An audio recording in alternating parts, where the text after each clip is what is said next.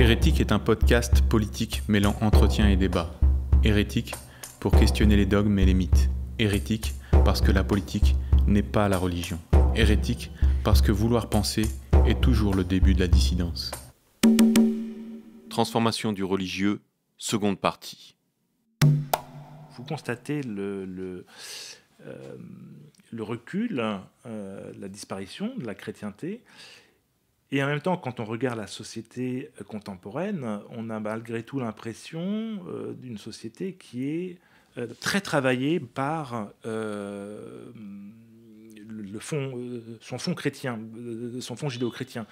Je pense par exemple, d'un côté, c'est la même chose en réalité, le wokisme notamment, ce qu'on appelle le wokisme,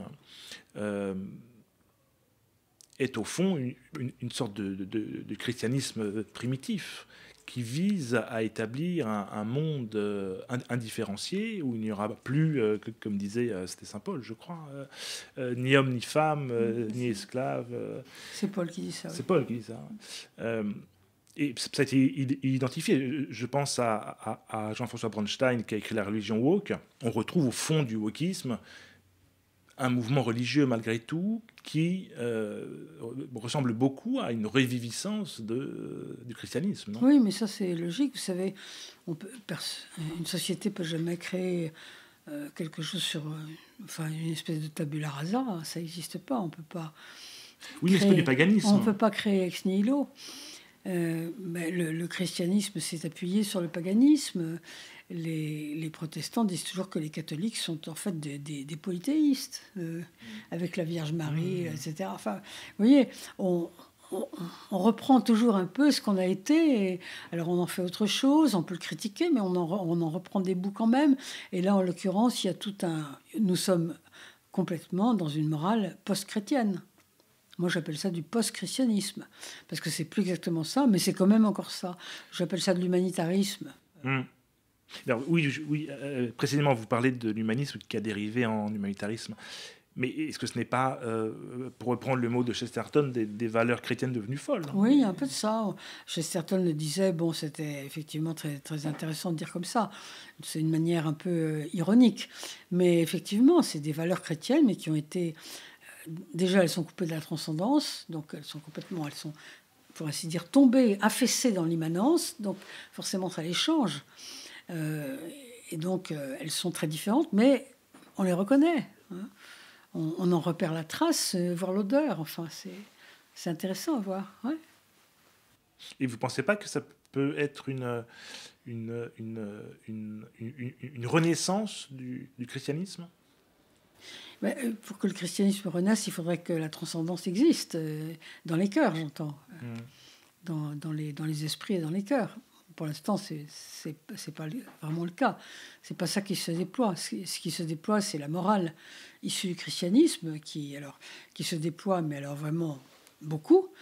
Pourquoi ? Parce que, comme dans tout système d'où les dieux s'en vont, ça a été bien analysé par un Allemand qui s'appelle Hans Joas, pas Jonas, mais Joas, qui est un contemporain. Quand les dieux s'en vont, la morale devient religieuse. Parce que, si vous voulez, une société peut se passer de Dieu avec un grand D et de Dieu avec un petit d au pluriel. Elle peut s'en passer. Chez les Chinois, il n'y a jamais eu de Dieu. Mais elle ne peut pas se passer de morale. Ça n'existe pas une société qui se passe de morale. Donc, lorsque les dieux s'en vont, la morale qui est toujours là, qui se reconstruit en permanence, devient en fait une religion. Et actuellement, c'est ce qui nous arrive. Nous avons des professeurs de vertu, nous avons des clercs de vertu, nous avons, etc., etc. Enfin, vous savez ça aussi bien que moi. Donc voilà, on en est là, on en est à ce stade-là. C'est un stade qui est connu dans les sociétés. Et vous parlez lorsque vous parliez de l'arrivée du christianisme dans l'Empire romain, vous parlez justement du fait que le paganisme était une religion d'État, et que c'est ce que nous sommes en train de voir se réinstaller aujourd'hui. En réalité, c'est-à-dire que cette morale dont vous parlez, c'est une morale effectivement qui est portée par les élites et qui est imposée par en haut. Ah, complètement, mais elle est imposée. Moi, prenez par exemple pour l'IVG, le délit d'entrave. C'est-à-dire que vous n'avez pas le droit d'essayer de convaincre quelqu'un de ne pas avorter. Ça s'appelle un délit d'entrave, c'est un délit. Alors, moi, ça me fait toujours rire de voir. Moi, je vis dans un milieu complètement catho, même catho un peu traditionnaliste. Hein. Enfin, c'est mon milieu d'origine. Ce sont les miens. Moi, je ne me sens pas comme ça, mais ce sont les miens. Je les aime. Voilà. Et ça me fait rire quand je les vois tout à fait indignés, même certains de mes enfants. Très indignés parce que justement il y a ce délit d'entrave, parce qu'on n'a plus le droit de faire ce qu'on veut, parce qu'on va nous imposer le droit au suicide, etc. Et je leur dis, mais écoutez, il y a 50 ans, il y a 100 ans, dans les pays occidentaux, les homosexuels étaient en prison. Ne me dites pas que vous êtes furieux parce qu'on empêche quelqu'un de faire quelque chose. Parce qu'avant, c'était vous qui empêchiez, c'était nous qui empêchions les gens de faire quelque chose. Comme c'était nous, on trouvait ça normal, mais maintenant, on ne trouve pas ça normal parce que c'est pas nous. C'est pas un vrai raisonnement, ça. Vous voyez ce que je veux dire, bien sûr. Et donc, effectivement, quand des normes s'installent, bah, le fait d'y obliger les individus est quelque chose de parfaitement... Je ne dis pas que c'est forcément légitime, mais en tout cas, c'est naturel et normal, et ça arrive toujours. Donc, actuellement, bah, oui, on est en train de nous imposer. L'autre jour, j'avais un ami qui me disait, moi, on nous dit qu'on ne nous oblige pas à écrire féminin, masculin, yel, et que nous, on s'en fiche parce qu'on ne nous oblige à rien. Mais il me disait, mais non, mais moi, moi, je suis furieux de ne plus avoir le droit de mettre que je suis le père de mon enfant sur le papier. Parce que ça change le regard sur la société, et il a raison. Mais je pense que toute vie normative a toujours tendance à s'imposer. Et les chrétiens l'ont fait, et tout le monde le fait. Donc c'est un retour de bâton, en quelque sorte, à 1500 ans de distance. Exactement. Exactement. Et c'est vrai que pour les gens qui croient à tout ça, c'est affolant. Ils se disent, mais... alors, il y en a qui disent il n'y a plus de morale, tout est relatif, ce qui est complètement faux, tout n'est pas du tout relatif. Mais ils sont dans l'affolement complet. Enfin, moi, je le vois bien, hein, c'est mon milieu, donc je les écoute. Ils sont effrayés, affolés. Il y a de quoi. Oui, même quand on n'appartient pas du tout à ce milieu, il y a de quoi. Bien sûr, oui. Vous parlez du délit d'entrave à l'IVG, il y a quasiment aujourd'hui un délit d'entrave à la transidentité. Le fait de conseiller à quelqu'un de consulter ou d'hésiter ou de réfléchir avant de changer de sexe peut être considéré aujourd'hui comme un délit. Oui, il y a des pays où on retire un enfant de sa famille parce que les parents sont réticents à son changement de sexe alors qu'il est encore alors que l'enfant est encore... oui. Ah oui, là, on a vraiment une inversion qui va très loin. Qui va très loin. Donc, très c'est pas loin, uniquement des catholiques. Très loin, très vite, très fort. Voilà, n'importe quel humaniste est quand même... non, mais je sais, je suis d'accord. On sent que, si vous voulez, il y a une question de terrain historique, là. Ouais, puis il y a une fureur. Et comme tout a été très vite, il y a une fureur de ce qui s'est passé. Moi, je vois autour de moi beaucoup de jeunes femmes. Elles font payer leur mari, qui est pourtant un bon père, qui s'occupe de beaucoup de choses et qui donne même des biberons la nuit, chose que moi, je n'ai jamais vue à ma génération, jamais. Elles leur font payer ce que leurs pères ont fait. Vous voyez ce que je veux dire? Vous devez le sentir très bien, comme individu masculin. Très bien. Hein, il y a une espèce de fureur contre ce qui s'est passé avant, parce que les choses ont été tellement vite. Et ça, évidemment, ça détraque encore l'époque. Vous voyez? Ouais, ça détraque l'époque. Mais ça, même, moi, je le sens très bien moi-même. Par exemple, mes deux grand-mères étaient nées en 1900, toutes les deux. Et toutes les deux étaient chacune dans son genre, mais des femmes cultivées, intelligentes, qui avaient énormément lu. L'une aurait voulu faire de l'histoire, l'autre aurait voulu faire de la politique. Mais bien sûr, elles n'avaient pas le droit de faire des études supérieures. Et moi, chaque fois que je fais quelque chose professionnellement, je me dis, c'est pour toi que je le fais, en pensant à mes grands-mères. Parce que je sens cet esprit de revanche, même chez moi, alors que je ne suis pas du genre gauchiste, vous voyez. Mais il y a ça dans l'époque. Il y a ça dans l'époque. Ça, c'est peut-être nouveau par rapport à l'Antiquité. Cette haine du mâle blanc de plus de 50 ans. Ah, mais ça, c'est nouveau, complètement nouveau. Oui, ça, c'est sûr. Ça, c'est un truc qui est... Ouais. Alors, la question qui se pose, c'est quand même, est-ce que toutes ces nouvelles normes sont durables? Et est-ce réellement des normes? Est-ce que ce n'est pas plutôt une haine de la norme en elle-même? C'est pas une forme d'anomie auquel nous sommes en train de... Oui, je pense qu'il y a beaucoup de choses qui finiront par se tasser.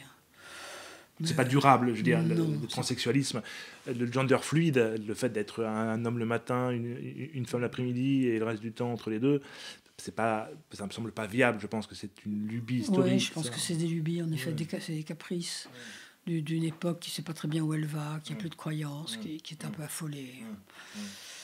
Je pense pas que ça puisse... Ça peut pas durer. Puis c'est des gens qui... C'est des gens qui n'auront pas d'enfants, qu'est-ce que je vous dise.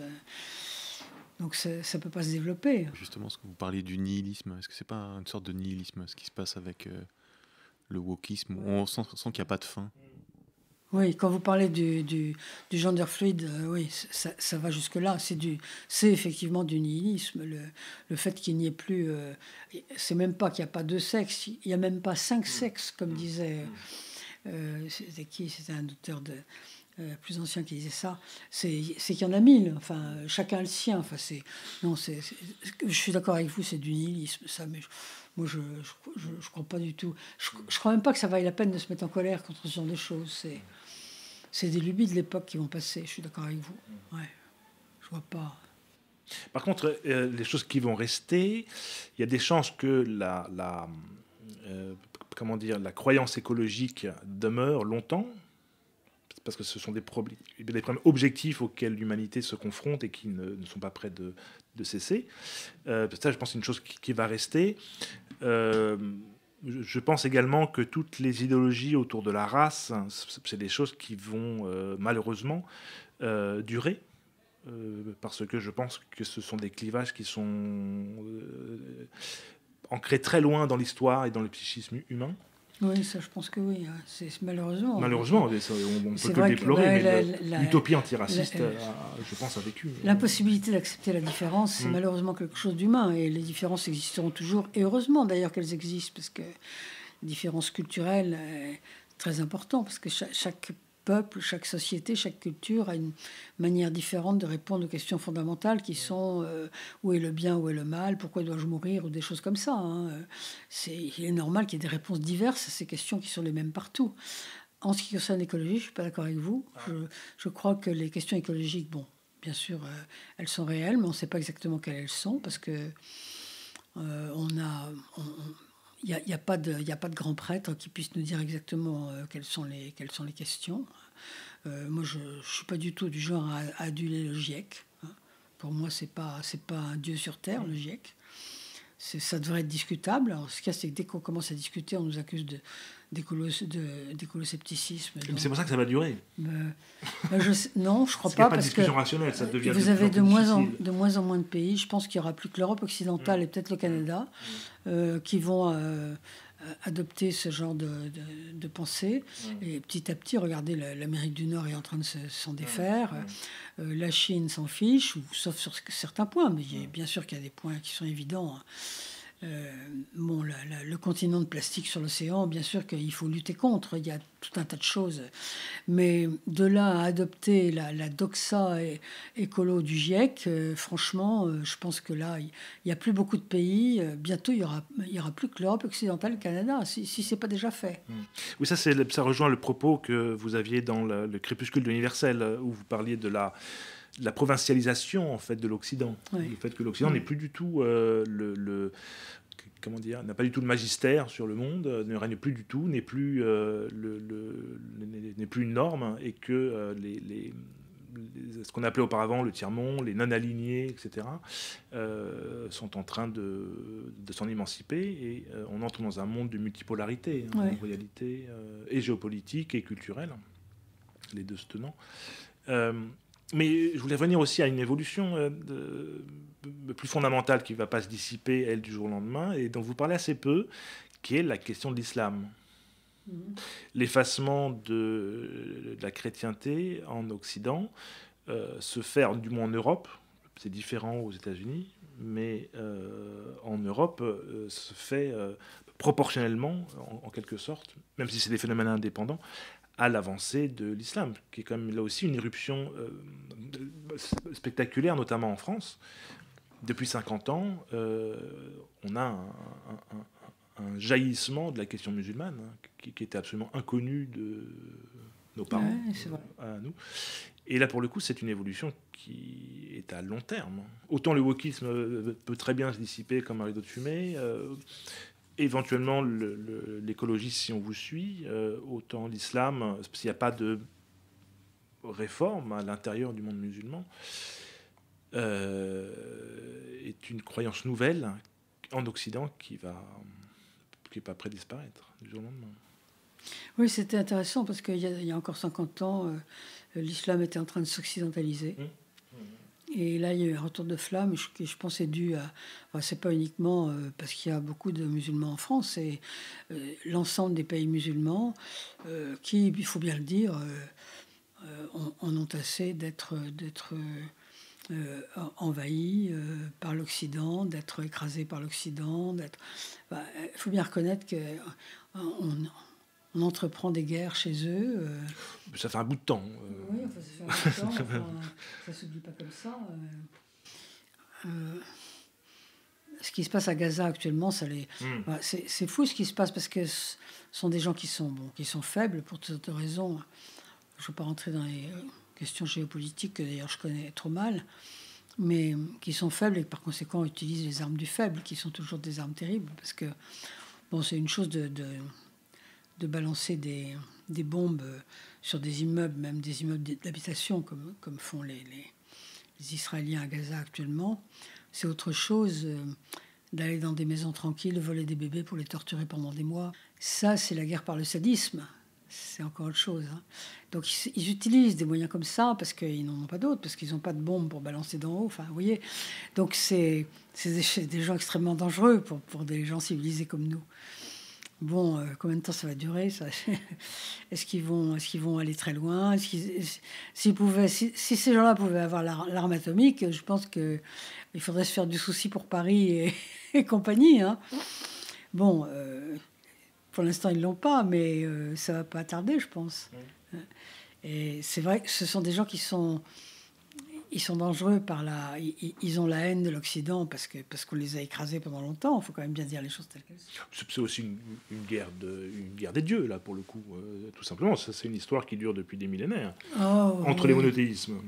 Oui, mais je pense que là, ils se saisissent de la religion pour des raisons politiques. Après, la description du début m'a fait beaucoup penser à l'islam, quand on parle des Romains, qui acceptaient n'importe quelle religion, mais qui demandaient au moins le respect de l'empereur, etc. Là, c'est un peu la même radicalité. Donc, effectivement, l'islam et la chrétienté, c'est très différent dans l'approche philosophique, mais par rapport à la radicalité, eux aussi, ils ont la vérité révélée. Ils ont des pratiques qui font d'eux des musulmans, mais ils ont surtout une intransigeance et une radicalité, et ils n'adorent que Dieu, et ils détestent l'Occident, entre autres à cause de ça, parce que l'Occident accepte tout. Oui, je suis d'accord. C'est vrai qu'on peut faire ce parallèle, mais j'ai quand même tendance à penser que s'ils s'arc-boutent sur leur religion, là, en la radicalisant, parce qu'ils la radicalisent depuis une cinquantaine d'années, c'est pour des raisons identitaires. Enfin, c'est l'impression que j'ai, mais vous savez, pour eux, c'est de l'identité, c'est du pouvoir. Enfin, je suis quand même très, très surprise de voir les femmes musulmanes qui suivent le courant musulman. Comment est-ce qu'une femme, je ne dis pas une femme qui habite le Sahara dans un désert, dans un village du désert, qu'elle fasse comme les autres, comme on a toujours fait, c'est parfaitement normal. Mais une femme qui habite ici, dans la banlieue de Paris, et qui voit toutes les autres qui sortent toutes seules et qui vont dans des bars toutes seules, qu'elle accepte de porter un voile et d'être accompagnée par un garçon pour sortir, ça me paraît louche. Voilà ce que je pense. Je trouve ça louche. Alors qu'elle le fasse parce qu'elle est dans un milieu et qu'elle ne veut pas désobéir à son milieu, ça peut se comprendre, parce qu'on n'aime pas sortir de son milieu. Mais il y en a beaucoup, c'est presque toutes. Et ça, c'est quand même un peu inquiétant. Ça signifie que ce sont des gens qui sont en train de se conforter contre nous, en fait. Je pense que c'est davantage une question identitaire qu'une question religieuse. Je n'arrive pas à penser l'inverse, mais peut-être que je me trompe. Je prétends pas savoir ce qui se passe à la tête des gens, surtout que c'est pas un milieu que je connais bien. Je le regarde de l'extérieur, un peu interloqué, disons. Que ces femmes ne se révoltent pas, je trouve ça incroyable. C'est aussi incroyable que le fait que nous-mêmes ne nous révoltons pas. C'est-à-dire que nous acceptons le déploiement de cette religion en France presque sans heurts, alors que il y a de multiples événements tragiques. Je pense aux attentats dont l'islam est l'auteur. Il y a Oui,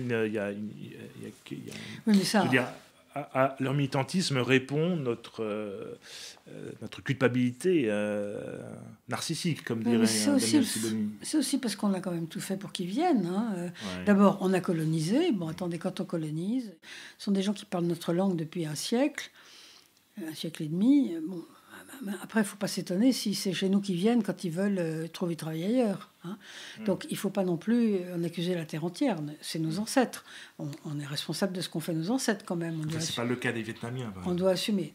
Ce n'est pas le cas des Vietnamiens. Enfin, bon, c'est surtout des Maghrébins qui viennent chez nous et qui posent problème. On a colonisé le... Ah oui, non. Chine. Non, bien sûr, mais enfin, c'est plus facile pour les Algériens de traverser la mer. Vous voyez, bon, il y a ça, et puis il y a aussi, souvenez-vous, Pompidou, qui avait quand même fait venir, je ne sais pas combien de centaines de milliers de Maghrébins, parce que on allait les payer moins cher que des Français de souche, et puis ils étaient tout seuls sans leur famille. Enfin, on les a fait venir, ces gens, on les a installés. Après, on a fait le regroupement familial, à mon avis, c'était comme la moindre des choses. On va pas laisser des hommes tout seuls pendant des années et des années, qui envoient l'argent à leur famille. Enfin, c'est inhumain, on n'a qu'une vie, c'était leur seule vie à ces types-là. Enfin, vous voyez, je pense qu'on a vraiment tout fait pour que la situation soit telle qu'elle est aujourd'hui et pour que ces gens nous en veuillent. Donc maintenant, il faut moi je ne dis pas qu'il faut tomber dans la culpabilité à tout craint, mais enfin, il faut quand même regarder qu'on est bien responsable de la situation, quoi. En tout cas, l'impression demeure d'une mécanique un peu implacable au fil des décennies.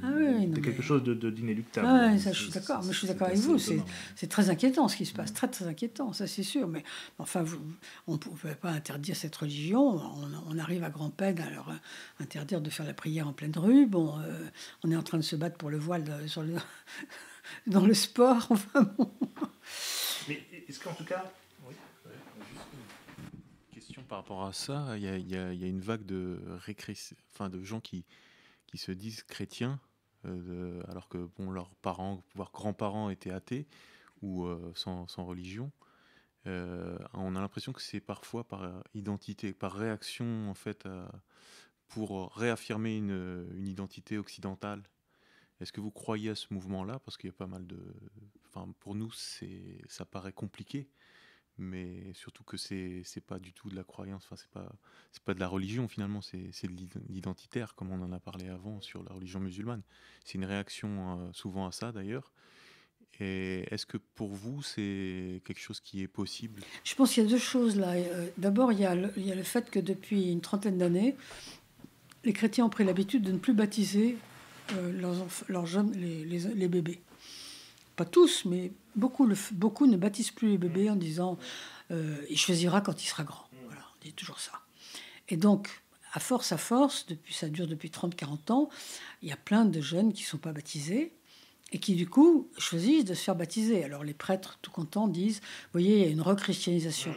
Non, c'est pas vraiment ça. C'est qu'il y a un manque à gagner colossal et donc, sur, mettons, je sais pas, 200 000 qui n'ont pas été baptisés, il y en a 1000 qui choisissent de se baptiser à 15 ans. Bon, mais pour moi, ce n'est pas une rechristianisation.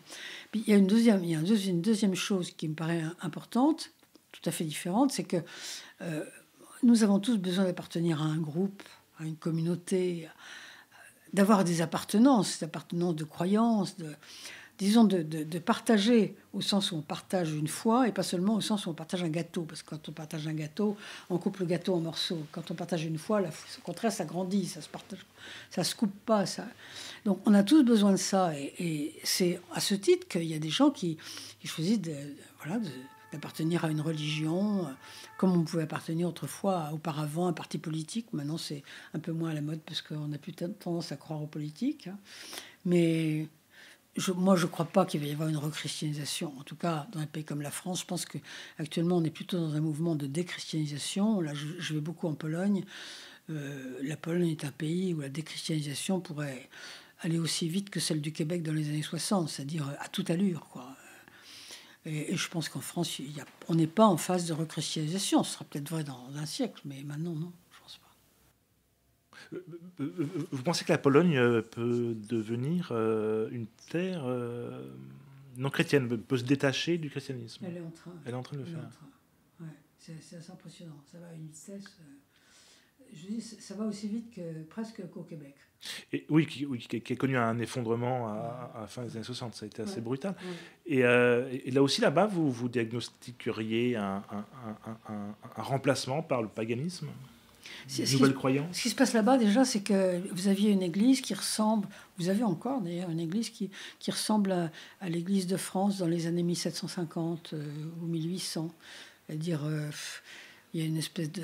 Enfin, les prêtres ont une espèce d'autorité transcendante qui n'existe plus aujourd'hui. Enfin, donc ça se télescope avec la postmodernité et c'est plus tenable. Vous voyez, donc... je pense que c'est ça qui se passe. Est-ce que en Europe de l'Est également, qui sont comme des terres assez chrétiennes, est-ce que vous diagnostiquez la fin de la chrétienté selon les mêmes lignes qu'en Europe de l'Ouest? En Pologne, oui. C'est-à-dire, prenez par exemple l'auteur, pour moi la littérature c'est très important, le prix Nobel de littérature d'il y a je crois 2 ans, une polonaise, Tokarczuk, Olga Tokarczuk. Tous ses bouquins sont empreints de paganisme. Ouais. Elle adore les collines, les animaux. Non, c'est intéressant. Oui, il y a un mouvement comme ça. Ouais.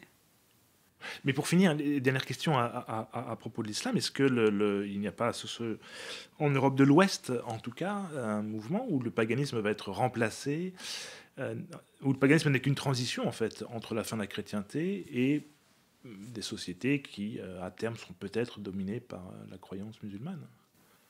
Peut-être que l'islam va prendre et se développer. Moi personnellement, je n'y crois pas parce que je n'arrive pas à croire que les femmes représentent la moitié de la population constamment. Je n'arrive pas à croire que les femmes se convertissent massivement à une religion qui les esclavage. Mais bon, après tout peut arriver. Hein. Moi, je trouve ça... je pense que ce serait vraiment incroyable, surtout après ce qu'on a connu. Enfin... Donc non, je crois que l'islamisme, c'est anti-occidental. C'est surtout ça. C'est quand même une religion qui est très très très primitive. Hein. Non, je crois pas à ça. Non, je pense plutôt qu'on va peut-être que l'écologie va devenir une véritable religion païenne où on continuera d'embrasser les arbres et de faire la prière aux montagnes, ça c'est possible. Et puis, moi je crois beaucoup aux sagesses. Les sagesses, aussi bien antiques qu'asiatiques, vont véritablement se développer. Ça je crois. Ouais. Il y a déjà... puis il y a beaucoup de gens qui virent vers les exorcismes, les diseuses de bonne aventure, tout ce qu'on peut imaginer de bizarre... qu'on récupère quand on n'a rien d'autre, enfin, parce qu'on a toujours besoin de croire en quelque chose, de s'imaginer l'avenir, d'avoir foi dans les gens ou dans des gens. Enfin, on est des humains. Hein. Et vous parlez d'un monde à la fois post-scientifique et où la notion de vérité n'a plus cours. En tout cas, le régime de vérité n'a plus grand-chose à voir avec ce qu'il a été durant la modernité. Disons qu'il est en train de perdre une partie de son autorité. Enfin, la vérité est en train de perdre une partie de son autorité. Ça, c'est très inquiétant parce que il y a énormément de gens. Enfin, j'ai cité ce que m'avait dit un étudiant. La théorie d'Einstein, je la sens pas. Un auteur américain vient d'écrire un bouquin pour défendre le catholicisme, pour défendre Dieu. Et son titre, c'est « Il faut retrouver le goût de Dieu ». C'est-à-dire que même un type qui est chrétien, récupérer l'esprit de l'époque, ça n'existe pas, le goût de Dieu, c'est quoi? Soit Dieu est une vérité, j'y crois, soit j'y crois pas. Vous voyez ce que je veux dire? Ça, c'est l'esprit de l'époque. C'est-à-dire que tout est sensation, émotion, sentiment. C'est la raison qui est en train d'en prendre un coup. Et donc c'est pour ça que j'ai fait, dans mon dernier livre, j'ai fait une comparaison entre l'époque pré-scientifique qui était bien décrite par Bachelard Et l'époque d'aujourd'hui, où effectivement, on commence à vous dire, enfin, il y a surtout beaucoup de textes chez les Canadiens là-dessus, mais bon, il y en a aussi ailleurs, mais chez les Australiens notamment. On commence à vous dire, bah, écoutez, la médecine des sociétés primitives, enfin des sociétés premières plutôt, est aussi intéressante que la nôtre. Vous voyez, on ne cherche plus où est la vérité scientifique. On cherche le coup de cœur pour les sociétés premières, parce que comme on les a beaucoup esclavagées avant, on voudrait quand même leur donner un peu d'allant. Alors qu'en fait, quand on tombe malade, on ne va jamais aller soigner chez un sorcier des Appalaches. Hein. On va aller dans un bon hôpital. Vous voyez. Donc tout ça, c'est un peu de la mauvaise foi sartrienne en même temps. Mais ça influe beaucoup sur les esprits faibles. Vous voyez ? C'est des élites qui sortent ça, alors qu'en fait, elles y croient qu'à moitié, mais qui font tomber des esprits faibles. Il y en a beaucoup d'esprits faibles, beaucoup plus que d'esprits forts. Oui, et là, un regard marxiste vous parlerait presque de stratégie de classe. Voilà, il y a un truc comme ça. Il y a un truc comme ça. Une manière d'induire les classes inférieures dans l'erreur. Exactement. En tenant un discours auquel soi-même on ne suit pas du Exactement. tout. Il est possible d'un jeunesse woke qu'il y ait ce double discours. Oui. C'est ce qu'on a déjà vu un petit peu dans le milieu gauchiste des années 60-70, où il y avait tout un discours de radicalité, en sachant très bien que la bourgeoisie éduquée allait retomber sur ses pattes assez rapidement, bien sûr. et que par contre les gens plus pauvres allaient se déclasser sans retour. Exactement. Et avec beaucoup de pertes. C'est un peu le problème de l'école française. L'école républicaine française ne fonctionne que sur une espèce d'idéologie qui n'est jamais appliquée. Et ce sont les classes les plus démunies culturellement qui en payent le prix. Ça, c'est évident, parce que ceux d'en haut, les profs, ils ne mettent pas leurs enfants dans l'école qu'ils défendent. Hein. Pas du tout, ils mettent les enfants ailleurs. Hein. Là, on a une tartufferie, effectivement. Ah, c'est effrayant. Oui. C'est très, très grave. Ouais. Et ça, c'est en train de fabriquer une société à deux vitesses. Hein. Oui. On va avoir une société dans 20 ans, 30 ans, 40 ans qui ressemblera à la Roumanie. Vous avez 1% de fanariotes. Je n'ai jamais eu d'élèves aussi brillants qu'en Roumanie. Jamais. J'ai eu des élèves dans beaucoup de pays du monde, forcément beaucoup en France surtout. Mais les plus brillants, c'était les fanariotes de Roumanie. J'ai jamais vu ça. Parce que ce sont des sociétés où tout est mis sur une petite classe. La reproduction de la société est rétrécie, en réalité. Et c'est incroyable. Des gens brillantissimes. Mais alors, ils ne sont pas nombreux. Hein. Et les autres, c'est vraiment des analphabètes. Et là, on est en train de fabriquer une société où vous aurez 98% d'analphabètes qu'on fabrique, là, aujourd'hui, tous les jours. Donc c'est vraiment la fin de la modernité. Non, c'est ça, et ça, je trouve que c'est vraiment ce qui est le plus dommage, quoi. C'est triste. Parce qu'on était arrivé quand même, avec l'école républicaine, à faire quelque chose. Alors, je ne dis pas que c'était l'idéal de l'idéal, mais quand vous regardez les lettres de Poilu de 14, quelle orthographe. La graphie. Oh là là, quelle graphie, quelle orthographe, quelle conjugaison. Des gens qui n'avaient rien d'autre, hein, qui avaient à peine le certificat d'études, des paysans. C'est quand même remarquable. Hein. Là, vous ne verrez plus jamais ça. Hein. Non, c'est un de mes chagrins, ça, vraiment. C'est la fin d'une époque. Quoi. Ah ouais, c'est un de mes chagrins. Ben pour le coup, c'était pas le propre du christianisme. Ça, c'est l'œuvre d'un modernité. Autre chose, oui, ça c'est autre chose. L'œuvre d'un système aussi, parce que c'est la France hein, aussi, qui est trop, à mon avis, trop idéologique et qui donc finit par se détruire comme ça. En fait, la France est un pays soviétique. Hein. Sans la terreur, heureusement, mais c'est un pays soviétique. Ce que Jean-Pierre Le Goff appelle le gauchisme culturel. Oui, c'est ça. La reine de la bien-pensance. Ouais. Où en fait, on baigne dans l'idéologie en permanence et la libre pensée est très rare. Alors, en ce sens-là aussi, on voit ça, c'est un legs du christianisme plutôt, le dogme officiel. Pourquoi ? Le fait de n'avoir qu'une seule version autorisée, même le terme de dogme, le discours de l'Église est sans conteste. Oui, c'est un héritage de l'idée de vérité. Ouais. Quand vous vivez sur les mythes... Révélé, en tout cas. Mais même la vérité elle-même, révélée ou pas révélée, sortant du cœur de la réalité, comme la vérité scientifique, elle est intolérante. La vérité scientifique, elle est à charge de réfutation. Oui, mais enfin... elle reste ouverte en théorie. Vous ne pouvez pas vous permettre de dire 2 et 2 font 5. Et si vous arrivez à le prouver, les gens sont ouverts. Oui, je comprends. Mais effectivement, mais là, pour le coup, ce serait plutôt une dérive religieuse de la science. Ce serait plutôt la science qui prendrait des accents religieux. La science, dans son principe fondamental, une vérité scientifique est une vérité en sursis. Oui, non, mais ça, je suis d'accord. D'accord, c'est ce que les écologistes devraient bien comprendre. Voilà, c'est en ça que lorsqu'on parle d'écologie, là, on ne parle plus de science. Ouais. Là, on parle de croyance. Ouais, c'est vrai. Vous venez d'entendre la seconde partie de l'entretien avec Chantal Delsol, Transformation du religieux. Rendez-vous dans 15 jours pour une nouvelle émission avec Quentin Bérard, consacrée à Castoriadis. Vous pouvez retrouver les documents évoqués lors de l'émission ainsi que d'autres permettant de prolonger la réflexion sur notre site hérétique.fr. Ce podcast est disponible sur toutes les plateformes d'écoute.